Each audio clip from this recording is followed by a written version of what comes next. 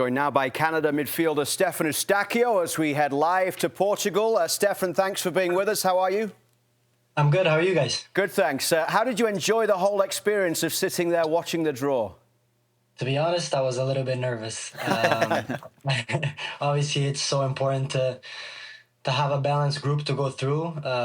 And at the end of the day, I think we're gonna have a tough moment, but we're capable of going through, in my opinion. What's your views then, Steph? I know you're a very knowledgeable guy about the game. You play your football in Europe. You've got Switzerland there. You've got a UEFA path. I don't know, we keep saying Italy, but there's obviously 4 teams there. And then you've got Qatar. What are your views on the teams and what do you think the challenges will be? Look, what really concerns me is the fact that, obviously, if we talk about a team like Qatar, last World Cup, it didn't go really their way, which are going to try to prove something this World Cup. And then obviously to get to European teams to play against, which is very, very hard.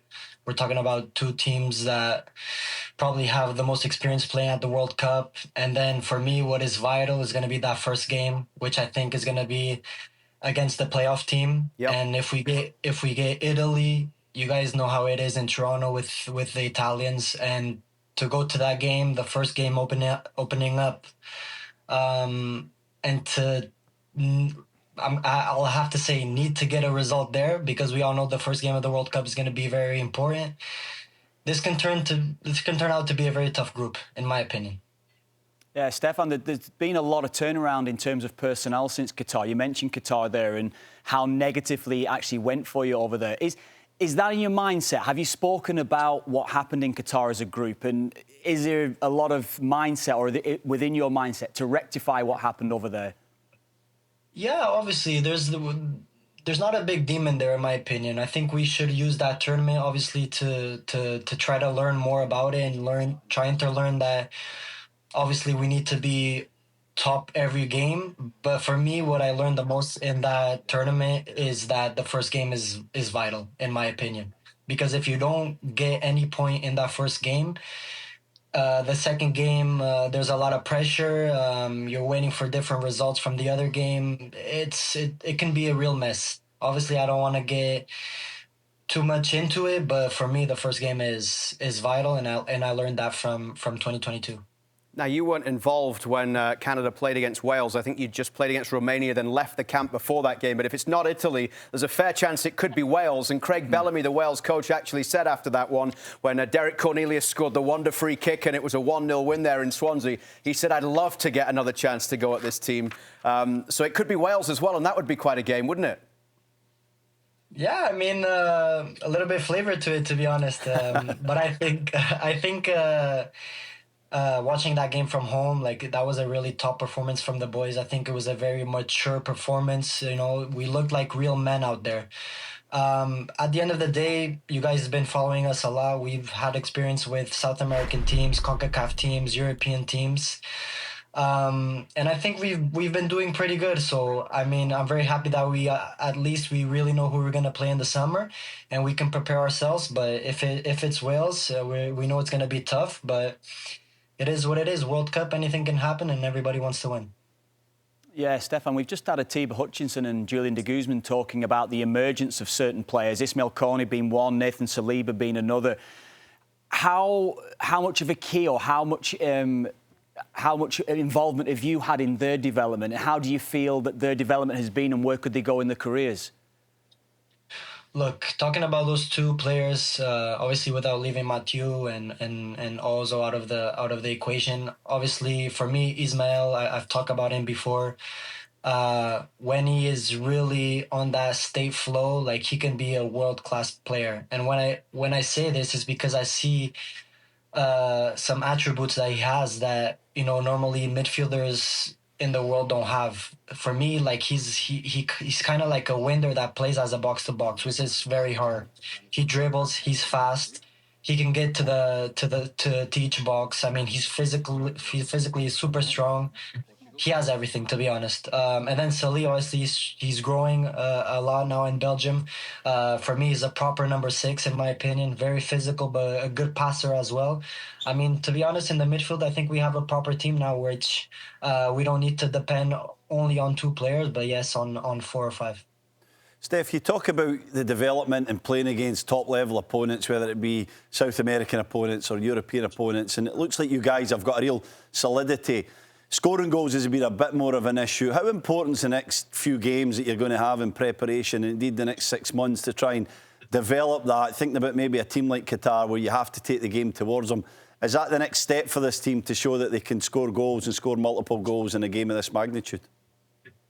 Yes, Stephen. I think, in my personal opinion, obviously for me, for a good team to go long in the World Cup, it's all about their defense and all about the clean sheets, obviously. But as well, we're talking about a team like Canada that has like world class strikers. So that really doesn't concern me a lot. Obviously, for me to have all these strikers that work a lot defensively to help the midfielders and the center backs to not concede a goal is obviously I'm very happy for that. But at the same time, we're trying to. It's almost a little bit our fault as well that we're not delivering so well, the balls to them and making this score. So. I'm really not concerned about it. Obviously, it's in the back of my head, but at the same time, I know the qualities of the boys, and we're gonna have a big window in March that we can prove ourselves that we can score goals. Now, Jesse Marsch was on earlier, and he said that he thinks this team can win this group that you've been drawn in right now. So let's dream a little. Canada wins the group. You stay in Vancouver for the round of 32. You win that game as well against one of the third-place teams, and then the round of 16 in Vancouver could potentially be Portugal, if everything goes to plan and they've won their group as well. That would be some day for you, wouldn't it? Yeah, to be honest, it would be a dream come true. You guys know that, obviously, I love Portugal. I've been here since I was 7. Played with a lot of players that are on that team as well.